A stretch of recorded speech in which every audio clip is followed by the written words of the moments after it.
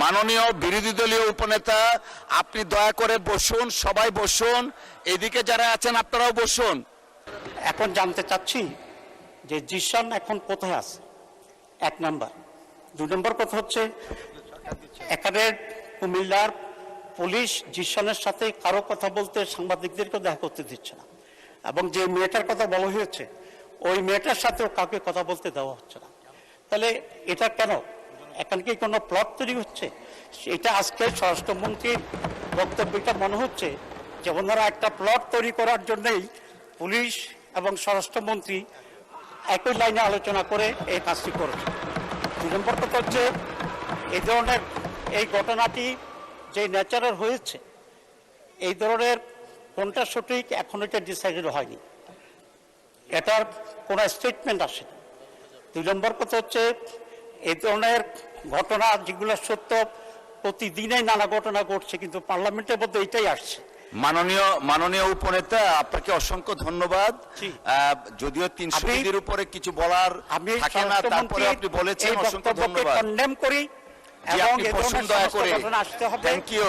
এবং এটা কোনো প্রমাণিত হয়নি, তার ছবি আমাদের কাছে আছে। ইসলামী ছাত্র শিবির মাননীয় সদস্য আর দলকে এইভাবে পার্লামেন্টে দায়ী করবে, বানোয়াট কথা বলবে এবং ষড়যন্ত্র করবে, এটা তো কোনো পার্লামেন্টে মেনে নেওয়া যায় না। আমি মনে করি স্বরাষ্ট্রমন্ত্রী এটা উইথড্র করা উচিত, অথবা আপনি এটাকে এক্সপান্ড করা উচিত, কারণ এছাড়া ছবি আমাদের কাছে আছে। মাননীয় সদস্য, আপনি একটু বসেন, আমাকে একটু বলার সুযোগ দেন। জি, না, দেখতে খারাপ দেখা যায়, আপনি একটু বসুন প্লিজ, টেক ইউর সিট, বসেন আপনি, আমরা সিস্টেমটা রাখি। মাননীয় সদস্য, আপনিও বসেন।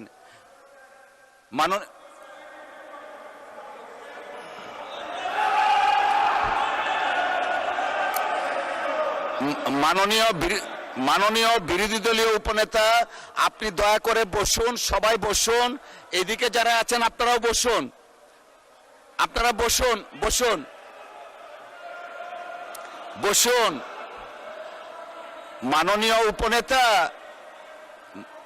মাননীয় উপনেতা, আমি কিছু বলতে চাচ্ছি, আমাকে বলার সুযোগ দেন, সবাই বসুন দয়া করে। মাননীয় উপনেতা, আপনি বসুন, সবাইকে বসুন please, take your seat everyone, বসেন। আচ্ছা ঠিক আছে, বসেন, সবাই বসেন দয়া করে। সদস্য, আপনি বসেন। জি, মাননীয় স্বরাষ্ট্রমন্ত্রী, আপনিও বসেন সকলেই। জি, মাননীয় সদস্য, আপনিও দয়া করে বসুন। মাননীয় সদস্যবৃন্দ, আসলে এটা আমাদের দেশের সর্বোচ্চ জায়গা, এটা আমরা সবাই দায়িত্বশীলতার পরিচয় দিব। আপনি যে কথাটা বললেন, অনেক কথা বলা হয়েছে স্বরাষ্ট্রমন্ত্রীর পক্ষ থেকে, কথা শুরু করলে আমরা অনেকে অনেক কথা বলতেই থাকি। আপনি যা বললেন সর্বশেষ এক্সপান্স করার জন্য আমরা পরীক্ষা নিরীক্ষা করে দেখব, যদি সংসদীয় রীতিনীতির বাইরে কিছু হয়ে থাকে সেটা পরবর্তীতে সিদ্ধান্ত নেওয়া হবে। সকলকে অসংখ্য ধন্যবাদ।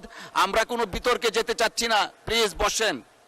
মাননীয় সদস্যবৃন্দ, দিনের কার্যসূচি অনুযায়ী বসেন প্লিজ, বসেন।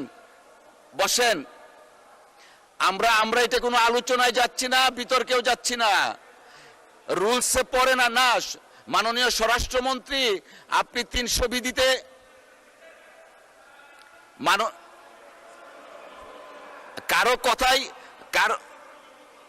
কারো কথাই শোনা যাচ্ছে না, আপনারা বসেন, একটু পরে বসবেন, একটু পরে আপনি বসেন। 300 বিধিতে বক্তব্য দেওয়ার পর এই ব্যাপারে কোনো কোশ্চেন করা যায় না। আমাকে শেষ করতে দেন। যেহেতু বিরোধী দলের নেতা নেই, উপনেতা হিসাবে উনি দাঁড়িয়েছেন, প্রিভিলেজটা আমরা দিয়েছি। উনি যে বক্তব্য রেখেছেন সেটার প্রেক্ষিতে আমি রুলিং দিয়েছি যে যদি মাননীয় স্বরাষ্ট্রমন্ত্রীর কোনো বক্তব্যে অসংসদীয় কিছু থাকে, পরীক্ষা নিরীক্ষার পর সিদ্ধান্ত দেওয়া হবে। সবাই দয়া করে বসেন, আমরা দিনের কার্যসূচিতে যাচ্ছি।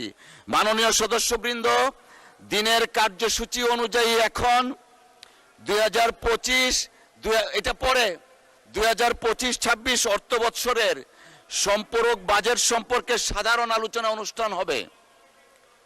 না না, রেকর্ডে যায়নি, আমি তো বলেছি।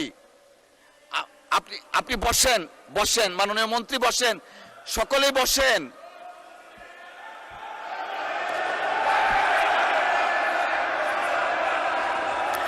মাননীয় স্বরাষ্ট্রমন্ত্রী, কিছুই যায়নি রেকর্ডে, আপনি বসেন দয়া করে।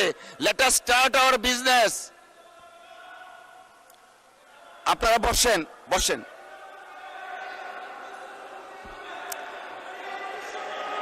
আমি রুলিং দিয়েছি।